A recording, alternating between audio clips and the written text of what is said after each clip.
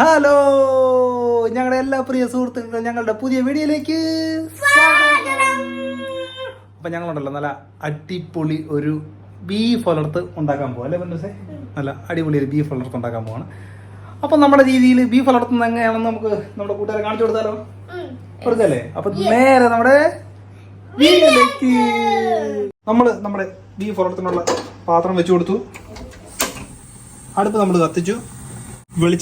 വെളിച്ചെണ്ണയിലാണ് നമ്മൾ ചെയ്യുന്നത്. വെളിച്ചെണ്ണ നമ്മൾ ഒഴിച്ചു കൊടുത്തു. 1 സ്പൂൺ കടുക് നമ്മൾ ഇട്ട് കൊടുക്കുകയാണ്. കടുക് പൊട്ടി കഴിയുമ്പോൾ നമ്മൾ ഇതുപോലെ പൊടിയായിട്ട് അരിഞ്ഞു വെച്ചിരിക്കുന്ന നല്ല തേങ്ങ ഇങ്ങനെ പൊടിയായിട്ട് ഈ നീളത്തിൽ പൊടിയായിട്ട് അരിഞ്ഞു വെച്ചിരിക്കുന്ന തേങ്ങ നമ്മൾ ഇട്ട് കൊടുക്കുകയാണ്. അപ്പോൾ നമ്മുടെ തേങ്ങ ഈ പരുവത്തിൽ ഫ്രൈ ആയി കഴിയുമ്പോൾ നമ്മുടെ കുറച്ച് ചെറുള്ളി നമ്മൾ ഇട്ട് കൊടുക്കും. നമ്മൾ ചെറുള്ളിയാണ് പൊടിയായിട്ട് അരിഞ്ഞിട്ടുള്ള ചെറുള്ളിയാണ് ഏറ്റവും നല്ല ടേസ്റ്റ് ബീഫ് വളർത്തുന്നതിന്.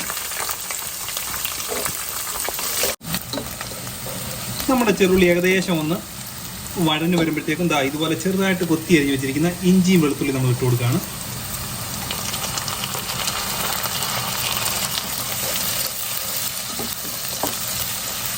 നല്ല എരി ആവശ്യമുള്ളവർക്ക് ഇതിൻ്റെ കൂട്ടത്തിൽ കുറച്ച് പച്ചമുളകും കൂടെ ചേർത്ത് കൊടുക്കാവുന്നതാണ്. അപ്പോൾ നമ്മുടെ ഇഞ്ചിയും വെളുത്തുള്ളിയും അത്യാവശ്യം മൂത്ത് വന്നിട്ടുണ്ട്. അപ്പോൾ നമ്മൾ കുറച്ച് കറിവേപ്പില ഇടുക.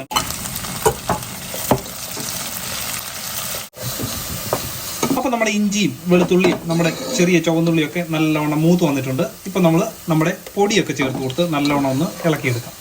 നമ്മുടെ ബീഫ് വളത്തിന് നമ്മൾ 2 സ്പൂൺ മുളക് പൊടി ഇട്ട് കൊടുത്തു.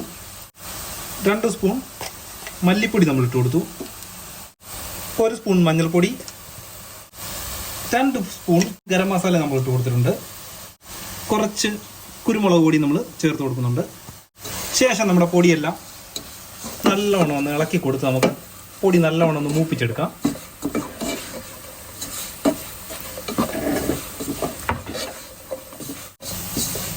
അപ്പം നമ്മുടെ പൊടിയെല്ലാം നല്ലവണ്ണം മൂത്ത് വന്നിട്ടുണ്ട്. കണ്ടില്ലേ, പൊടിയെല്ലാം ഇതേപോലെ നല്ലവണ്ണം മൂത്ത് വന്നിട്ടുണ്ട്. നമ്മൾ 1 കിലോ ബീഫാണ് നമ്മൾ എടുത്തിട്ടുള്ളത്. നമ്മൾ കുക്കറിൽ വേവിച്ച് വെച്ച ബീഫാണിത്. നല്ല രീതിയിൽ ഇളക്കി നമ്മുടെ മസാലയുമായിട്ട് നല്ല രീതിയിൽ നമുക്ക് യോജിപ്പിച്ച് കൊടുക്കാം.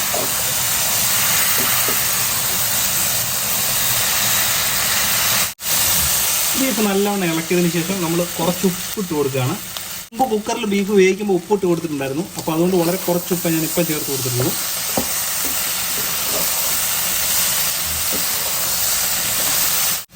ഇനി നമ്മൾ കുറച്ച് വെള്ളം നമ്മൾ ഒഴിച്ചു കൊടുത്തിട്ട്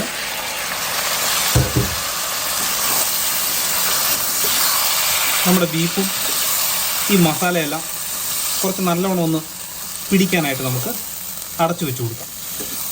അപ്പോൾ നമുക്കിത് അടച്ചു വെച്ച് കൊടുക്കാം. അടച്ചൊരു 10-15 മിനിറ്റ് നമുക്ക് അടച്ചു വെച്ച് കൊടുത്തതിന് ശേഷം നമുക്ക് നോക്കാം. അപ്പോൾ ഏകദേശം 10-15 മിനിറ്റ് കഴിച്ചിട്ടുണ്ട്. നമുക്ക് നമ്മുടെ ബീഫ് ഒന്ന് തുറന്ന് നോക്കാം. നമ്മൾ ചെറിയ തീയിലാണ് ഇത് വെച്ചിരുന്നത്. എന്നിട്ട് നമുക്ക് ഒന്ന് ഇളക്കി കൊടുക്കാം. കണ്ടില്ലേ, നമ്മുടെ വെള്ളമൊക്കെ പറ്റി ബീഫ് നല്ല ഡ്രൈ ആയിട്ടുണ്ട്. വെള്ളമൊക്കെ പറ്റി നല്ല ഡ്രൈ ആയി വന്നിട്ടുണ്ട് നമ്മുടെ ബീഫ്. ഈ ഒരു പരുവത്തിലാണ് നമ്മൾ ബീഫ് ഒലത്തിന് നമ്മൾ എടുക്കുന്നത്. ഇത്രയും ഡ്രൈ ആക്കിയിട്ട് നമ്മൾ എടുക്കണം. നമുക്കിതിൻ്റെ മുകളിൽ ചെറിയ തോതിൽ പച്ച വെളിച്ചെണ്ണ നമുക്ക് ഒഴിച്ചു കൊടുക്കണം. കുറച്ച് കറിവേപ്പിലും കൂടി ഇതിൻ്റെ മുകളിൽ ഇട്ട് കൊടുത്തതിന് ശേഷം ബീഫ് നമുക്ക് ഒന്ന് ഇളക്കി കൊടുക്കാം.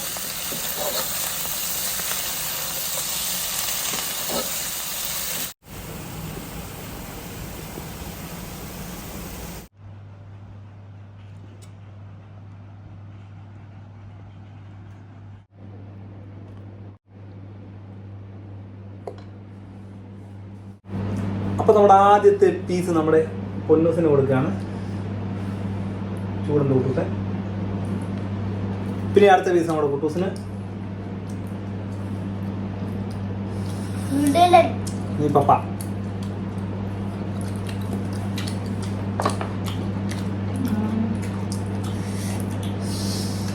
അടിപൊളി. അടിപൊളി. സൂപ്പർ ആയിട്ടുണ്ട്. സൂപ്പർ. അപ്പൊ ഈ ബീഫും കൊണ്ട് തേങ്ങാക്കൊത്തൊക്കെ ഇട്ടിട്ട് ചെയ്യുന്നതേ എനിക്ക് ഭയങ്കര ഇഷ്ടമാണ്. നിങ്ങളും ഇതേപോലെ തേങ്ങാക്കൊത്ത് ചേർക്കുമ്പോഴല്ലോ ഒരു പ്രത്യേക ടേസ്റ്റാണ് ബീഫ് പുലർത്തിയതും ഒക്കെ. അപ്പൊ എന്താണ് തേങ്ങ കൊത്തിട്ട് ചെയ്താൽ സൂപ്പറായിരിക്കും. നിങ്ങൾ ഇതേപോലെ ഒക്കെ ട്രൈ ചെയ്ത് നോക്കണേ. ഞങ്ങൾ കഴിക്കാൻ പോകാം. കിടുക്കാച്ചിയാ കൊല്ലം പറഞ്ഞാ കിടുക്കാച്ചിയ സൂപ്പറായിട്ടുണ്ട് കേട്ടോ. അപ്പൊ ഞങ്ങൾ കഴിക്കട്ടെ അല്ലേ? കഴിച്ചാലോ? ഇനി കഴിക്കട്ടെ അല്ലേ? ഞാനൊരു ഒരു ലേശം ചോറിന്റെ കൂടെ കഴിക്കട്ടെ.